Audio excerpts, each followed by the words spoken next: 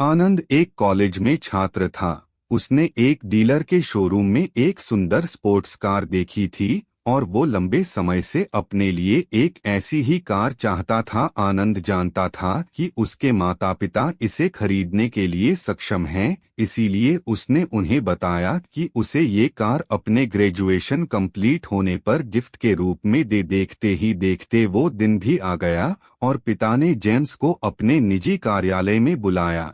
उन्होंने उससे कहा कि मुझे तुम्हारे जैसे अच्छे बेटे पर बहुत गर्व है। उन्होंने उसे बताया कि वह उससे कितना प्यार करता है और उसे एक यारा रैपर से लिपटा हुआ उपहार दिया।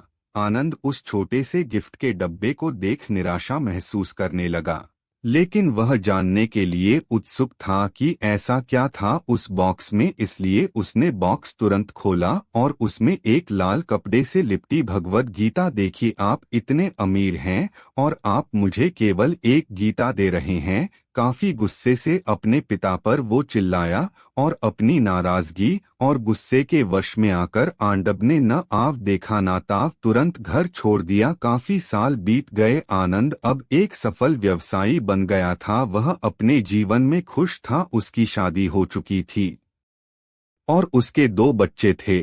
उनका परिवार एक सुंदर घर में रहता था, लेकिन उसके पिता के साथ टूटे रिश्तों के कारण उसकी आत्मा अभी भी आहत थी।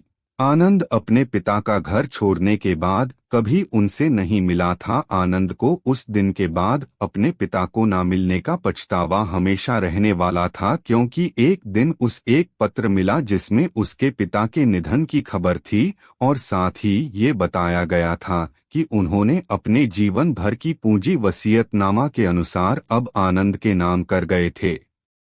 अपने पिता की सारी संपत्ति विरासत में मिली। तब आनंद अपने पिता के घर पहुंचा और कुछ महत्वपूर्ण कागज की तलाश करने लगा और गलती से उसे वहीं भगवद गीता का उपहार लिपटा हुआ मिला, जिसे देख उसे फिर उसी उदासी का एहसास हुआ। उस गीता को उसने अच्छे से देखा तो उस पर अपने पिता की हैंडराइटिंग में कुछ लिखा पाया।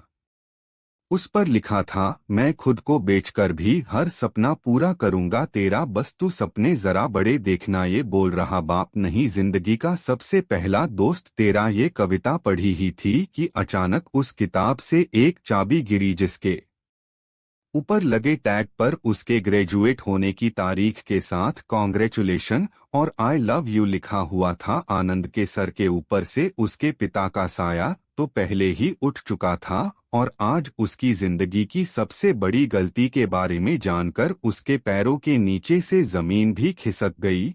इस दिन आनंद की आंखें और रूह दोनों पछतावे के आंसू रोई। दोस्तों, कहानी कैसी लगी वो कमेंट्स करके बताना और वीडियो लाइक करके चैनल सब्सक्राइब करना।